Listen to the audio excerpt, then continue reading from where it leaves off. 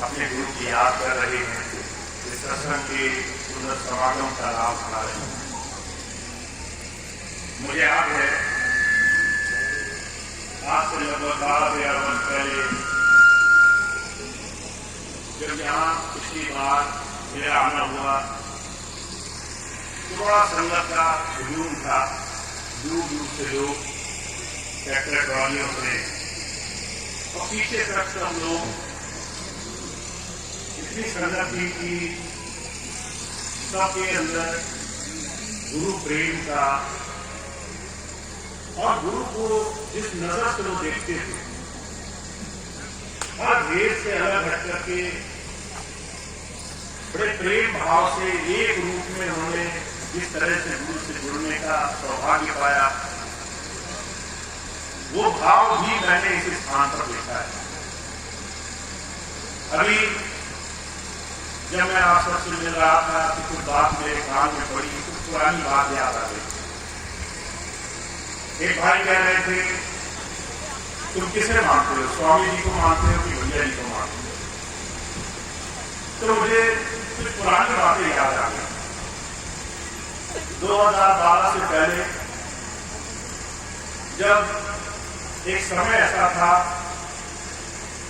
जिसे स्वामी जी थोड़ा सा प्यार से पुरस्कार देते थे,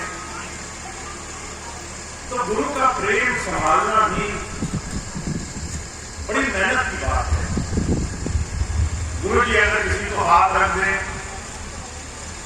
तो आदमी अहंकार में कई बार इतना ऊंचा उठ जाता है कि उसको ये एहसास नहीं होता कि उसको गिरते देर नहीं लगेगी।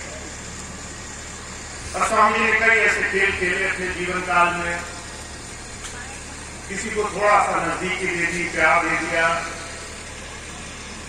और वो आदमी भूल गया कि वो कौन है, कहां है। जिन सत्संगियों के प्रेम से ये सत्संग समाज बना है, लोग इस अहंकार में आकर के कई बार सत्संगियों को ही चोट पहुंचाते होते थे। तो वो समय था जब लोगों ने कहना शुरू किया कि तुमने नाम किससे लिया है, स्वामी जी से नाम लिया है कि भैया जी से नाम लिया है। आज भी कुछ वैसी आवाज मुझे सुनाई दी, तुम किसे मानते हो, स्वामी जी को मानते हो कि भैया जी को मानते हो? जब भी ये बातें होती रही, जब भी ये भेदभाव दुनिया करती रही, जब भी लोग ये सोचते रहे कि हम देह से, शरीर से, दुनिया के लिहाज से गुरु को पहचान लेंगे, तो हमेशा बड़ा धोखा हुआ है संसार में।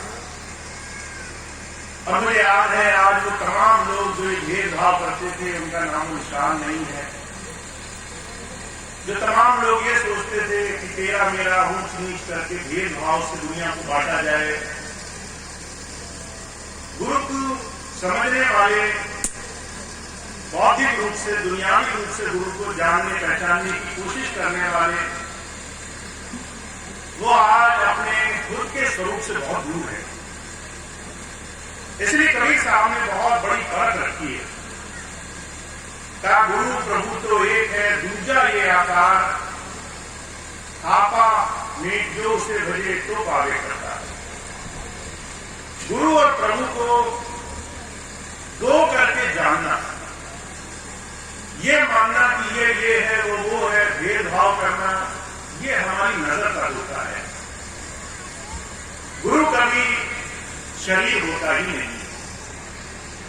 गुरु की समर्थता, उसका दिया हुआ नाम कभी शारीरिक नहीं होता है।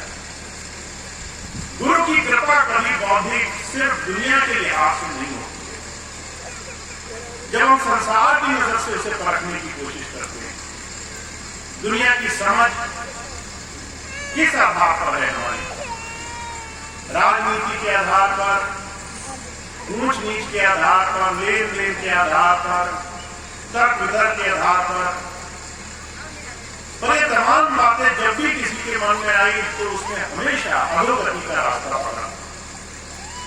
मुझे बड़ी अच्छी तरह से याद है, 2001 का समय था, स्वामी जी ने सितंबर का भंडारा समाप्त किया, सबको अलविदा कहा, सब लोग ने स्वामी जी से मिलकर घर गए।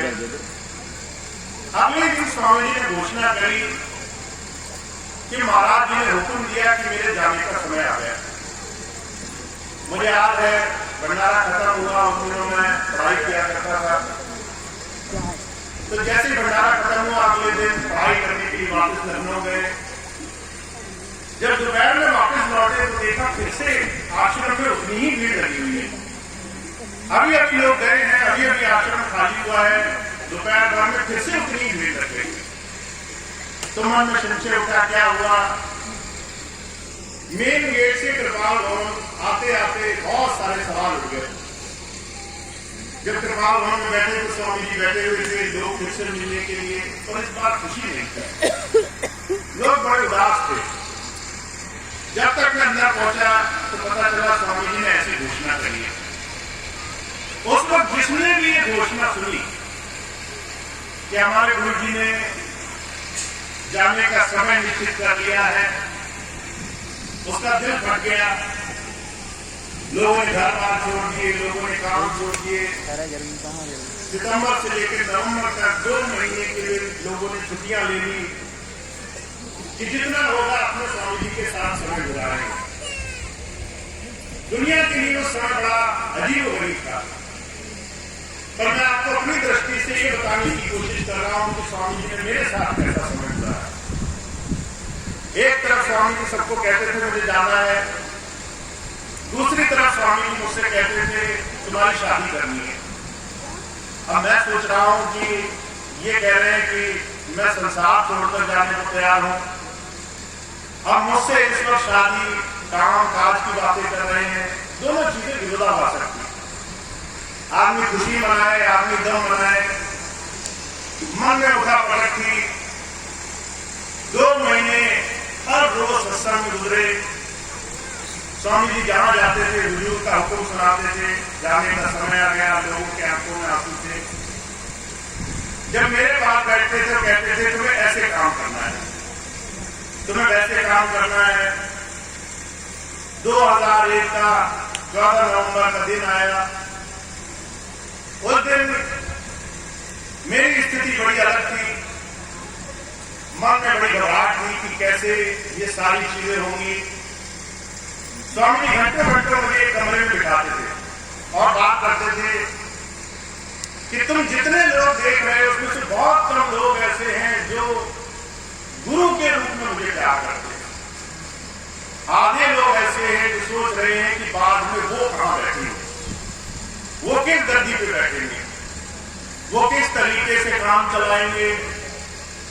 और जो जो नाम स्वामी जी ने मुझे बताए उस वक्त, हालांकि मेरी उम्र कुछ और थी, मैं आश्रम की व्यवस्थाओं में ज्यादा उस वक्त नहीं था, तो जो जो नाम बताए, जिस तरह से स्वामी जी ने घटनाओं का जिक्र किया कि लोग भेदभाव सिर्फ बाहरी चीजों के लिए इतना आतुर है, राजनीति में इतना मगन है, इतना ज्यादा दुनिया के झंझटों में उलझे हुए आश्रम में रहने के बाद भी कि वो मेरी बात तक मानने को तैयार नहीं। जब बात सुनी उस वक्त वो बात मेरी कुछ और थी। आज मैं देखता हूं इस बात को लगभग 23-24 साल हो गए। पूरा संसार का ऊंच नीच का हजारों वर्षों का तमाशा इन 20-22 वर्षों में देख लिया मैंने। और मैंने देखा कैसे लोग जो गुरु को प्रेम करते हैं या गुरु को बौद्धिक रूप में सांसारिक रूप में जानने की कोशिश करते हैं, कितना फर्क है उनमें। मुझे अपने साथ फरमाया करते थे, एक बार निजामुद्दीन औलिया से पूछा गया कि जब आपका आखिरी समय आ गया, जब आपको वापस जाना पड़ेगा, जब खुदा के दरबार में पेशी होगी, आपसे पूछा जाएगा कि आपने क्या किया संसार में जाकर के। तो निजामुद्दीन औलिया कहने लगे, मैं अमीर खुसरो की तरफ इशारा कर दूंगा। अमीर खुसरो का प्रेमी शिष्य था निजामुद्दीन औलिया का। कहने लगे मैंने ये बनाया, एक शिष्य की तरफ इशारा करूंगा मैं कि मैंने ये बनाया है। जब ये बात मैं सुना करता था और आज जब मैं इस बात आपको देखता हूं, एक संत एक जीव को क्या बनाना चाहता है? मन बुद्धि के घाट से उठा करके प्रेम की गहराइयों में भेदभाव से मिटा करके, दुनिया के तमाम तमाशों से हटा करके एक अटूट प्रेम की धारा से वो जोड़ देना चाहता है। ऐसा प्रेम जिसमें बुद्धि काम न करे, ऐसा प्रेम जिसमें संसार की चीजें हमारे और हमारे गुरु के रास्ते के बीच में बाधा ना हो, ऐसा प्रेम जिसमें गुरु दिखाई दे, गुरु के वचन दिखाई दे, गुरु की बात दिखाई दे। ऐसे वचन को पालने वाला एक शिष्य गुरु को दुनिया की तमाम दौलतों से प्यारा है। ऐसे शिष्य को, ऐसे हम रात जैसे बहुत सारे भाई बहनों को स्वामी जी ने अपने साथ जोड़ा है, पर वो हमेशा एक प्रयास करते रहे और वही प्रयास उन्होंने मेरे लिए, आप सबके लिए और मेरे माध्यम से आज भी वही एक प्रयास हमारे जीवन में होना चाहिए। हम हमेशा अपने जीवन को गुरु के अनुरूप बनाने के लिए प्रयासरत रहें। कभी हमारे मुंह से ये वचन न निकले कि हम पूर्ण हो चुके हैं, हमने पा लिया है, हमने सब समझ लिया है। मैंने ऐसे लोग देखे जो कहते थे हमने 40 साल स्वामी जी की सेवा करी है, और हमने ऐसे लोग भी देखे जिन्होंने सारा जीवन सेवा करी और हमेशा माना कि मैंने स्वामी जी की अभी तक कुछ सेवा नहीं करी है। दोनों के कहने और भाव में बड़ा फर्क है। एक तरफ अभिमान है कि मुझे मेरे 40 साल की मेहनत का फल मिल जाए, मुझे ऊंची से ऊंची गद्दी मिल जाए। एक तरफ प्रेम की सिर्फ आकांक्षा है, इतने साल में मैंने खूब किया तो गुरुजी ने बस एक नजर प्रेम की मेरे ऊपर डाल देते, सिर्फ एक उनकी दया भरी नजर मेरे ऊपर मिल जाती तो काफी होती। तो जो क्या करते थे, एक तरफ संसार की बड़ी बड़ी धन दौलतों की आशाएं, एक तरफ गुरु का वो ज्ञान जो हमें अभी आज वर्तमान में इसी स्थिति में सुखी कर देना चाहता है। अभी एक बहन एक प्रश्न पूछ रही थी, मुझे बड़ा अच्छा लगा वो प्रश्न। वो कह रही थी कि भैया जी नाम मिल गया, गुरु जी मिल गए, सब मिल गया, पर संसार की जो बड़ी बड़ी भौतिक चीजें हैं कई बार उनको देख करके मन में बड़ा दुख हो जाता है। जब दूसरे लोगों के वैभव देखते हैं, दूसरे ने हमसे अच्छे कपड़े पहने, दूसरों के पास हमसे अच्छे गहने हैं, दूसरों के पास हमसे ज्यादा चीजें हैं, तो कई बार मन में ये दुख समा जाता है कि मुझे भी ये सब मिलता तो अच्छा होता। मैंने उसकी बात सुनी और वही बात स्वामी जी ने हमेशा सारा जीवन कही कि दुनिया के तमाम साधन तुम्हें मिले तो भी तुम्हें जीवन में सुख प्राप्त नहीं होगा। महाराज जी एक बात कहा करते थे, मैं चाहता हूं मेरे साथ जुड़ा हुआ हर एक जीव दुनिया की सारी दौलतें कमाए। मैं चाहता हूं आप बहुत धनी बने, दुनिया के बहुत बड़े सेठ साहूकार बने, ताकि आपको ये चीज समझ में आ जाए कि सेठ साहूकारी के बाद भी जीवन में कुछ मिलता नहीं है। बहुत सारी दौलत को मिल जाने के बाद भी दिल में संतोष नहीं होता है। आप फिर भी वही दो ही वाले खाओगे, आप फिर भी वही चंद सांसें लोगे, आप फिर भी उसी धरती पर घूमोगे, आप फिर ही एक तरह के कपड़ा पहनोगे। चाहे आपको दुनिया की तमाम वैभव मिल जाए तो भी आपका जीवन सिर्फ एक बात से निखर सकता है, वो ये कि आप आज वर्तमान में अपने इस क्षण को जीवन में सुख पाने की स्थिति को प्राप्त कर लेंगे। आप जो आपको गुरु दे रहा है वो अपने वर्तमान इस क्षण को प्राप्त करने की कोशिश कर लेंगे। तो स्वामी जी एक ही चीज हमेशा फरमाते रहे हैं, हमें